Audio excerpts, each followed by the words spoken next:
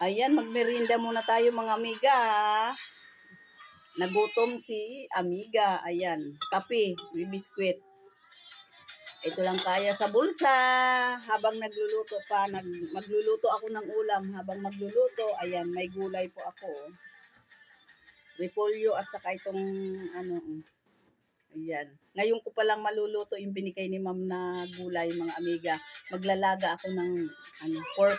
Ayan, pinakukuluan ko pa siya, mga amiga. Kaya habang nagluluto ako, merienda muna. Kakagutom po. Ayan, isang yung aking kape, oh. Ayan, isang kape.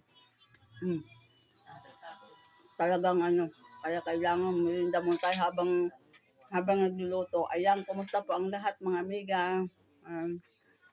Kailangan muna natin na, ayan, pag nagugutom, kailangan magmerienda. Ito lang ang kaya sa bulsa. Kape. Ang madali pong talagang merindahin natin sa mga katulad nito. Nagkakaedad na, kailangan lang ng kape.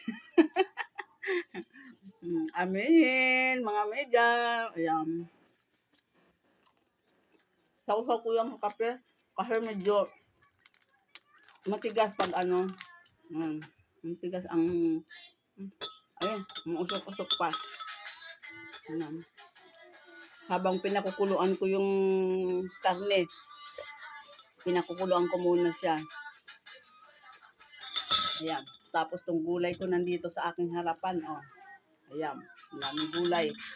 Repolyo, saka tong bagyo, pichay bagyo, saka patatas. Ayan.